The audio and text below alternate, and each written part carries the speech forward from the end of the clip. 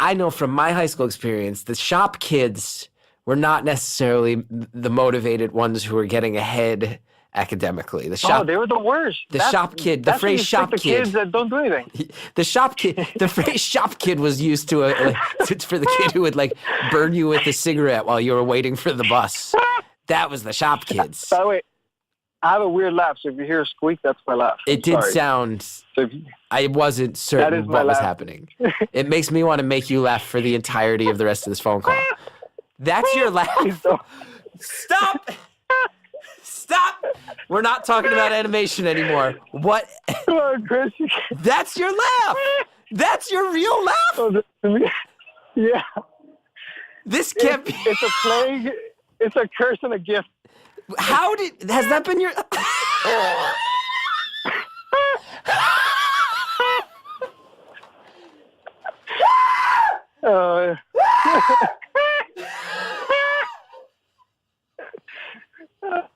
Please. Wait. I was telling myself not to laugh, and I was like, "Oh, it's gonna happen." Has that been your laugh your whole life? Yeah.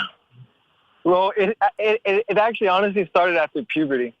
It was the weirdest thing. Do other people in your family have this laugh? My son, he's a year old. He laughs and he squeaks, and I don't know if it's just because he's a baby, or if that's his laugh. So I'm not quite sure. I wonder if he's mimicking you. So when you started laughing like that, people got enough problems in puberty with like all of a sudden there's weird patches of hair and their bodies are growing out of control. And you also developed like a laugh that sounds like a laugh, yeah. Like a goose. A goose. Yeah. Yeah. Actually, my best friend, he loves my laugh. And he'll defend my laugh in public places. I love your laugh. So like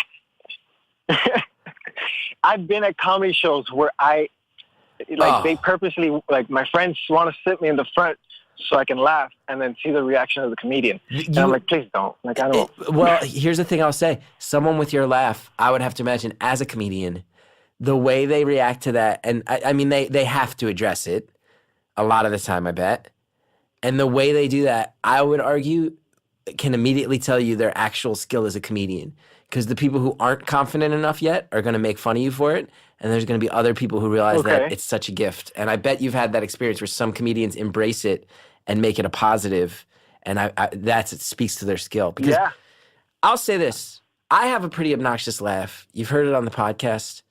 And I had a friend. Not bad. It's good. It goes big, though. It goes big fast. You never make fun of someone for how they laugh. I'll beg you, out there in the world, if you're listening to this, you don't laugh. Because laughter is an expression of joy. And laughter, comedy and horror are the two genres where you don't get to pick if and when you react. You don't get to choose when you laugh. Everybody knows a forced laugh when they hear one. Everybody knows a genuine laugh. It's a beautiful thing to express your joy.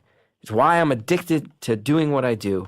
I'll never make fun of you for your laugh. That being said, I will laugh in response to your laugh. I will laugh very hard when I hear your laugh. You'll laugh with me.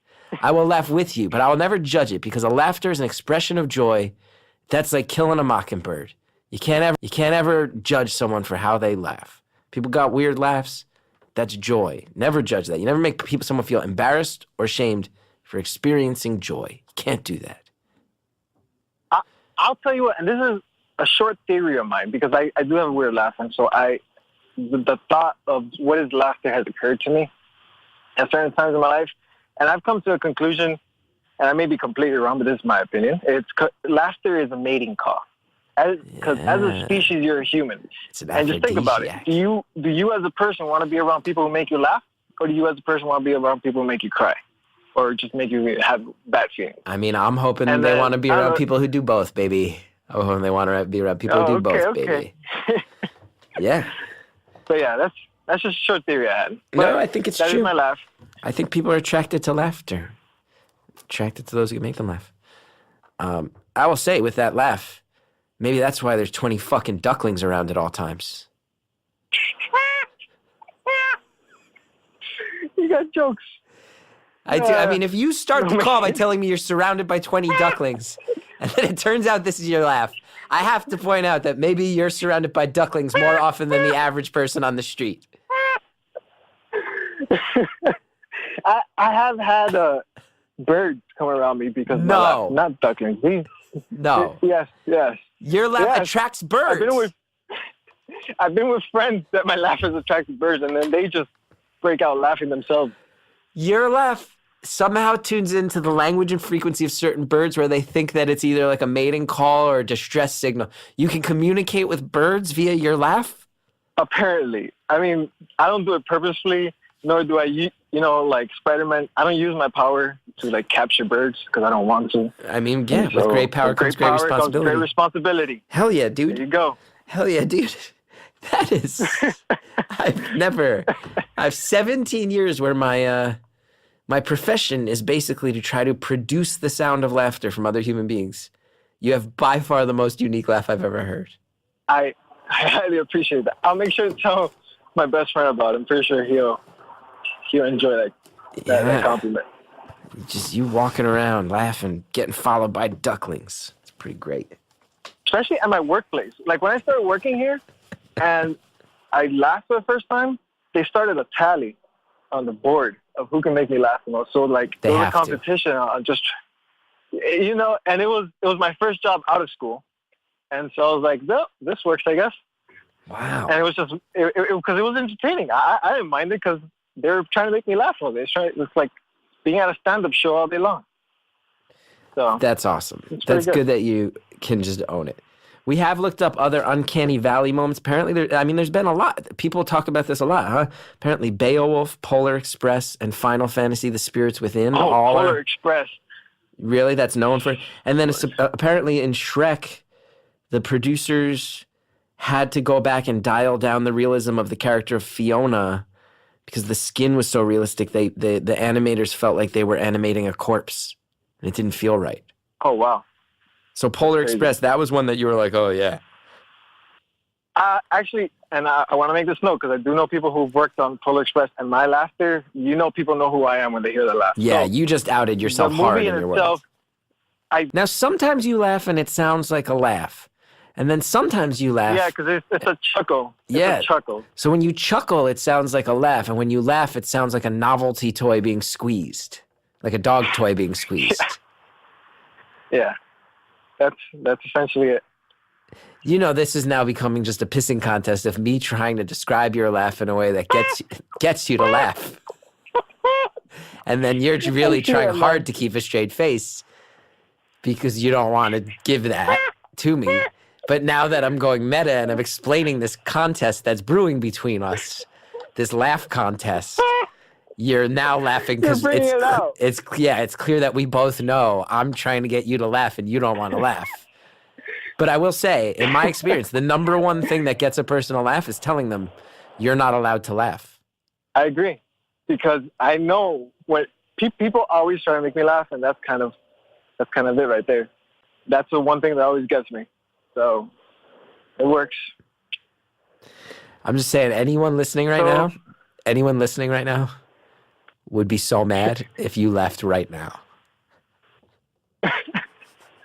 How come? Because they're going to veer off to the side of the road and crash their cars. You know what's funny? I listen to everything about your laugh show a lot. Yeah. I listen to your show a lot when I'm Ubering because SCAD is an amazing school, but SCAD is a very expensive school. Yes. And so sometimes you make me laugh, and I am driving, and I'm like, come on, guys. You got to stop this, man. You got to stop with the jokes. So and here I am on the phone with you. not driving. And there you go.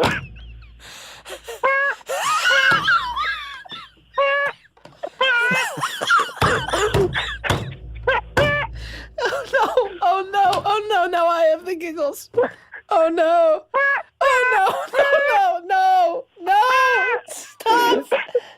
Stop. Oh no. With great power comes great responsibility, Gus. I got your card.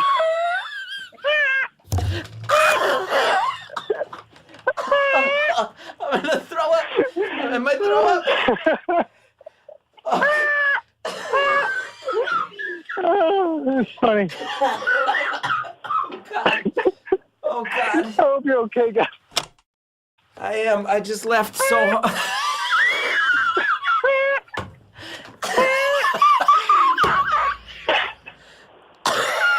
Oh, God. Oh, God. I'm so sorry. No, it's not your fault. I asked for it. It was a Pandora's box. Oh, God. Yeah, I'm just getting over a stomach virus a couple days ago. And then I laughed so hard that oh, my God. I just found out that it's like a loop. I gotta be careful because I want to make you laugh because I find it funny, but I find it so funny that it's actually dangerous for me.